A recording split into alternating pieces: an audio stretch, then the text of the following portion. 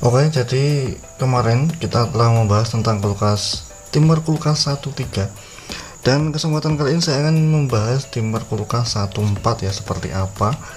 Dan oke, mungkin kita akan zoom dulu apa saja alat yang diperlukan. Di sini terdapat saklar ya. Bentar, ini belum tak tulis, ini adalah termostat. Oke, kita bahas alat-alatnya dulu ya. Yang pertama, di sini terlihat sebuah termostat untuk pengatur suhu. Jadi ini digunakan untuk pengatur suhu ya, yang berada di pintu 2 bagian bawah ya. Ini terdapat pada tengah-tengah mungkin ya. Ini pengatur suhu, dan kemudian timernya. Ini timer mode 14 nya. Kemudian defrost. Nah, di sini defrost untuk mengatur suhu ketika ingin heater akan bekerja, seperti itu ya. Oke, kemudian kita turun. Di sini terdapat overload. Apabila terjadi beban puncak, dia akan memutus aliran listrik yang menuju ke kompresor ya. Dan di sini juga ada fan motor atau kipas fan yang berada di pintu bagian atas ya. Kemudian lanjut di bawahnya lagi, di sini ada kompresornya untuk pendingin ya.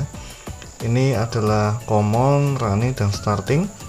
Dan di bagian bawah di sini terdapat PTC.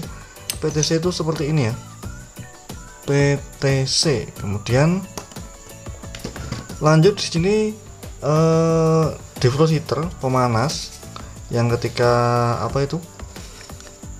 suhu telah mencapai, dia on, nyaklar, kemudian heater bekerja. Oke, kemudian kita menuju ini plat defrost ya, platnya besi. Kemudian di sini terdapat sebuah fuse atau fuse itu seperti ini ya.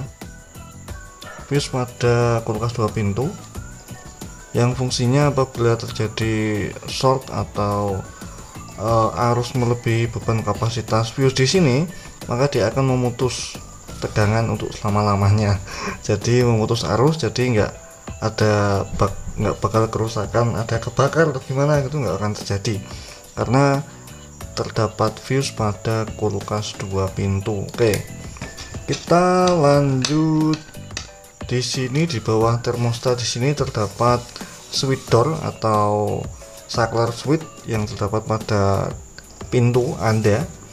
Di sini juga ada lampu tuh yang cerah-cerah itu loh, pokoknya itulah. Kemudian lanjut kita menuju ke bagian timernya. Kalau penyambungan bagian timer 14 itu seperti ini ya. Nah, kelihatan kan seperti ini. Jadi arus listrik sini ini mengalir menuju ke pin 3. Sebenarnya sih langsung ke pin 4 sih ya, seperti ini ya. Jadi listrik menuju ke pin 3, sebenarnya langsung menuju ke pin 3, langsung diteruskan ke pin 4. Nah, setelah pin 3 mengontak pin 4, maka dia akan menuju ke bagian motor ya. Pin 4 nya ini menuju bagian motor, sehingga motor dapat berputar, karena yang bagian 1 ini menuju langsung menuju ke netral, seperti itu ya, paham lah ya, menuju ke netral lewat heater, terus kita menuju ke netral. Jadi motor ini bekerja, berputar terus selama kurang lebih 8 jam ya. Kemudian ketika dia udah dingin mencapai, kan kalau seperti ini kan kompresor jalan nih, kompresor bekerja. Setelah dingin dia akan mengontak defrostnya akan mengontak, oh suhu udah mencapai nih, udah minus nih. Kemudian setelah 8 jam dia akan berpindah dari pin 3 menuju ke pin 2, paham lah ya, pin 2. Terus pin 2 ini akan menyalakan defrost ketika udah bekerja, udah on. Kemudian heater ini akan bekerja dan memanaskan hawa dingin atau es yang berada di evaporator ya, seperti itu ya.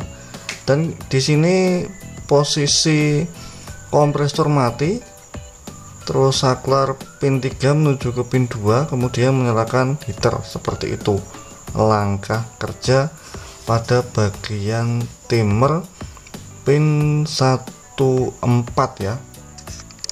Kenapa timer masih dapat berputar ketika defrost menyala, heater menyala? Oke, di sini akan sedikit saya bahas tentang cara kerja ini. Jadi ketika timer menuju ke pin 2 kan putus nih, jadi kan otomatis ini nggak nyala karena nggak ada pin 4 dan pin 4 yang terhubung ke pin 3, kan otomatis jalur listrik yang dari sini akan terputus nih. Oke, coba kita perhatikan baik-baik ya.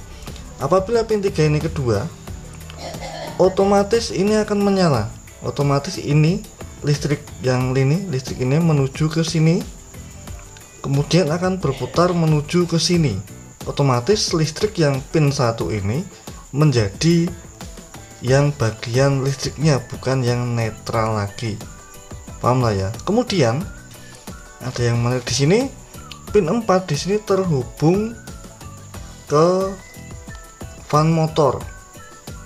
Ini ya, netral ini. Nah, di sini terhubung menuju ke netral pin 4, kemudian dia tetap berputar seperti itu langkah kerjanya. Jadi kebalik gitulah, paham gak sih? Pokoknya seperti itu. Dimana? Apakah paham ataukah tidak?